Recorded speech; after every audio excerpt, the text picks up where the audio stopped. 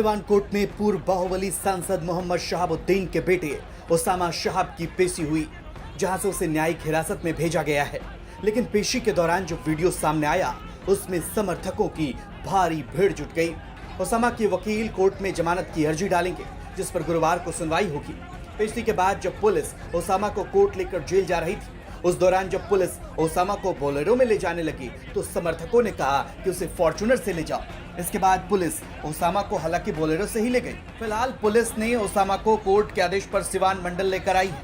Osama की आज रात सिवान जेल में ही कटेगी। देखिए कैसे पेशी के दौरान समर्थक नारेबाजी करते नजर आए। मित्रों नमस्कार, सुधीर पांडे पूर्वांचल के यूट्यूब चैनल पर आपका स्वागत है, अभिवादन अभिनंदन है। आज बात करेंगे राजस्थान से ओसामा बिन लादेन नहीं, बिहार में एक बहुत बड़ा क्रिमिनल था शहाबुद्दीन का बेटा।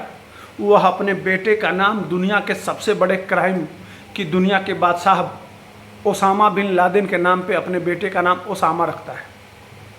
आज भी बिहार के तथाकथित जो बहुत अल्पसंख्यक जिसको कहा जाता है, वह उनको साहेब के नाम से पुकारता है। ओसामा साहेब कितने बड़े साहेब हैं, यह अंदाज़ा लगा सकते हैं कि इस समय तक उनके ऊपर कम से कम 10 मुकदमे दर्ज हो गए हैं।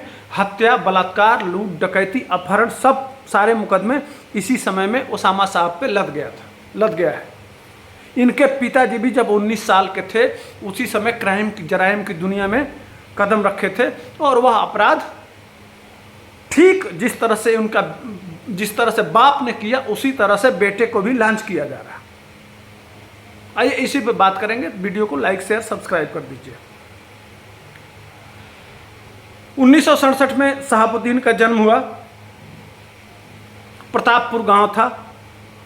छोटी छोटी घटनाएं हुई, छोटी छोटी घटनाओं में वो अपराध 2-3 मामले में मुकदमा पंजीकृत हुआ। उसके बाद से वह लोकल 2-4 थाने, उसके बाद से जिला, उसके बाद से इस तरह से अपराध की दुनिया में धीरे धीरे वो अपना नाम कर लिया था। नाम करते करते 1985 में जीरादेई में वह जेल चला जाता है। जीरादेई के जेल से ही वह लड़ता है विधानसभा का चुनाव और विधायक बन जाता है। 1991 में लालू यादव की सरकार बन जाती है। उसमें महत्वपूर्ण भूमिका रहती है, चूँकि जिस तरह से लालू यादव अपने लठैतों को इकट्ठा कर रहे थे, उसी तरह से शहाबुद्दीन पूरे नेक्सस खड़ा करता है बिहार में अपराधियों का, पूरा नेक्सस।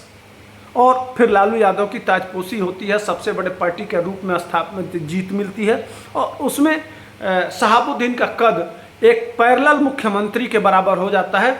न अब अपराध की वो जराइम की दुनिया, लूट, अपहरण, बलात्कार, छिनैती, यह छोटी बातें हो जाती हैं। पुलिस प्रशासन की हिम्मत नहीं होती है कि वह शहाबुद्दीन के ऊपर हाथ डाल सके।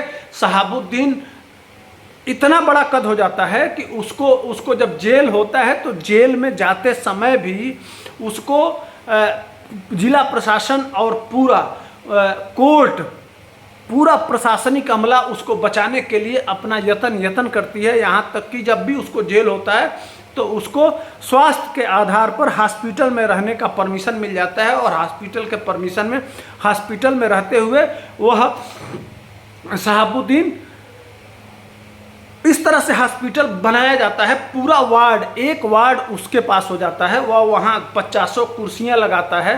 वहाँ बिहार सरकार के इस तरह के बहुत सारे वीडियोज हैं, बहुत सारे फोटो लगाए जा सकते हैं। उस समय मंत्री लोग आके और शहाबुद्दीन का, लालू यादव का पैर छूते होंगे या नहीं पता है, लेकिन शहाबुद्दीन का आके पैर छूते थे। और पूरा शहाबुद्दीन बिहार सरकार के जितने मंत्री थे और लालू यादव तक को तुम कह के बोलता था। आप अंदाज़ा लगा सकते हैं किस तरह की दुनिया थी। एसपी रखवाली करते थे शहाबुद्दीन का, पूरा एक एसडीएम रैंक के अफसर और कम से कम 400 से 500 पुलिस उस हॉस्पिटल और उस वार्ड की रखवाली करती थी। चप्पे चप्पे पे पुलिस रहती थी। उसके बाद से शहाबुद्दीन के गुर्गे रहते थे, उसके अपराधी रहते थे। और जिस तरह से एक पैरेलल सरकार, सुबह लाइन लगती थी लोगों की फरियादियों की, लोग थाने में नहीं जाते थे, लोग डीएम के वहाँ नहीं जाते थे, लोग सीओ के वहाँ नहीं जाते थे, लोग ब्लॉक पे नहीं जाते थे, चाहे वो डेवलपमेंट से लेके अपराध, यानी कि सारे काम के लिए सीवान से लेके गोपालगंज और आसपास के जिलों के लोग शहाबुद्दीन के पास फरियाद लेके आते थे और वहीं से फरियाद की सुनवाई होती थी। और जो भी थोड़ा तेज तर्रार और अपने आप को आगे बढ़ने का प्रयास करता था तो वो बुला दिया जाता था और उससे वसूली होती थी। और अगर कोई अन्याय, अत्याचार या कोई इस तरह की बात करता था तो पुलिस प्रशासन और या जज और कोर्ट सजा नहीं देती थी, बल्कि प्रशासन सजा नहीं देता था, शहाबुद्दीन के लोग सजा देते थे। प्रत्येक दिन का यही सिस्टम था। उस हॉस्पिटल से एक पैरेलल सरकार चलती थी, पुलिस चुप थी, प्रशासन चुप था, इसलिए कि मुख्यमंत्री का सीधा आदेश था। मुख्यमंत्री प्रत्येक दिन सुबह शाम जिस तरह से अपने परिवार के मेंबर से बात किया जाता है उसी तरह से शहाबुद्दीन से हाल चल लेते थे। शहाबुद्दीन भी तुम करके बात करता था, मजाक करता था। लालू की कोई हैसियत नहीं थी, यहाँ तक कि एक बार जब उसके घर पे जांच हुआ तो पाकिस्तान से मिले असलहे AK-47, AK-56। एक बार पुलिस प्रशासन उसके घर के जांच कर रहे हैं, 3 दिन लगातार गोलियां चली, वो भी विदेशी असलहे से। यह लालू राज में जो जंगल राज जो कल्पना करते हैं वह सारे पब्लिक डोमेन में है। वीडियो जाके आप गूगल सर्च करके पता कर सकते हैं, जान सकते हैं, यह सारी जानकारी आपको मिल जाएगी। 1991 उसी तरह से स्क्रिप्ट रचा गया है। वही स्क्रिप्ट जिस तरह से लॉन्च किया गया था शहाबुद्दीन को, धीरे धीरे लालू यादव ने उसका कद बढ़ा के, और जितने मुसलमानों को, पूरे बिहार के जितने मुस्लिम लोग थे उनको कोई दिक्कत होती तो वो किसी मंत्री के पास, किसी सरकार के अधिकारी के पास या प्रशासनिक अमला के पास न जाके सीधे जिस तरह से शहाबुद्दीन के पास आते थे, उसी तरह से एक नया फॉर्मेट जंगल राज का शुरू कर दिया गया लालू के तरफ से। अब वह पकड़ के लाया गया राजस्थान से। उसके ऊपर बहुत छोटे चार्जेस थे। 1-2 और मुकदमे हैं जो जमीन से संबंधित है, उसके रिश्तेदारी में उसके बहन के वहाँ का भी एक मुकदमा है। लेकिन किसी मुकदमे में इस समय तक गिरफ्तारी नहीं हुई है। गिरफ्तारी कहाँ होती है? राजस्थान में। वो भी राजस्थान में गिरफ्तारी क्यों होती है? इसलिए उस राजस्थान में किस मामले में गिरफ्तारी होती है? मामूली गाड़ी चोरी का, कि जिस गाड़ी में जा रहा है उस गाड़ी में, वह गाड़ी चोरी की है, उसमें भी वो वहाँ टहल रहा था। रास्ता गलत तरीके से गाड़ी चलाने के बदले में छोटी धारा में राजस्थान से उसके बाद से सीवान की पुलिस जाती है, उसको गिरफ्तार करके लाती है। सीवान से लेके और बिहार तक रास्ते में उसका माल्यार्पण होता है, उसका स्वागत होता है। उसको तरह तरह से, जैसे देश के महान कोई वैज्ञानिक, महान कोई समाज सेवक, कोई महान विभूति जिन्होंने देश और बिहार के लिए बहुत बड़ी कोई उपलब्धि दिया हो, बहुत नाम किया हो। एक वह जीरादेई जहाँ से प्रथम राष्ट्रपति पैदा हुए, उसी धरती से पहले शहाबुद्दीन, उसके बाद से ओसामा जी को लॉन्च किया जा रहा है RJD और JDU की तरफ से। आप कल्पना कर सकते हैं। तो यह लॉन्चिंग था लालू यादव का। अब वह जेल में जाएगा और जेल में वह सारी सुविधा दी जाएगी, या जेल में नहीं, कुछ दिन वह जेल में रहेगा, 1-2 महीने जेल में रहेगा। जेल में रहने के बाद उसको उसके स्वास्थ्य कारणों से हॉस्पिटल कोई दे दिया जाएगा, एक वार्ड दे दिया जाएगा, पुलिस प्रशासन सुरक्षा करेगी। और फिर वहाँ से आने वाले 2024 और 2025 का चुनाव पूरे बिहार के मुस्लिम समुदाय के लोगों का वहीं से पैरेलल सरकार चलाएगा। यह एक सुनियोजित अभियान है। 1991 और जंगल राज के लॉन्चिंग का ओसामा के रूप में स्थापित किया जा रहा है। इसको समझना पड़ेगा, नहीं तो कौन बता रहा था कि वह राजस्थान में गिरफ्तारी उसकी हो गई है? रास्ते भर कौन स्क्रिप्ट रच रहा था?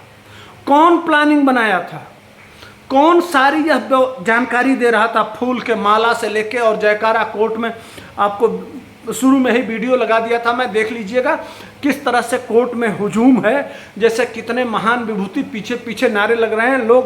लोग कह रहे हैं कि जब उसको पुलिस अपने बोलेरो गाड़ी में ले जा रही है तो अब वो RJD के ही लोग हैं परोक्ष रूप से, कि नहीं आप बोलेरो में नहीं ले जा सकते हैं, आपको उसको फॉर्च्यूनर में ले जाना पड़ेगा।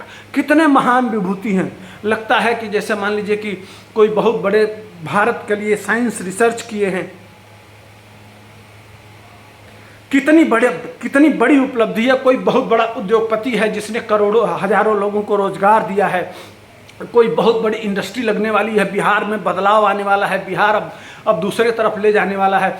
ऐसे कैसी महान विभूति की जिस तरह से परिकल्पना की जाती है, उसी तरह से बिहार में अब नई परिकल्पना और नया उदीयमान नेतृत्व उभार रहे हैं लालू प्रसाद यादव जी, उनके पुत्र और नीतीश कुमार जी।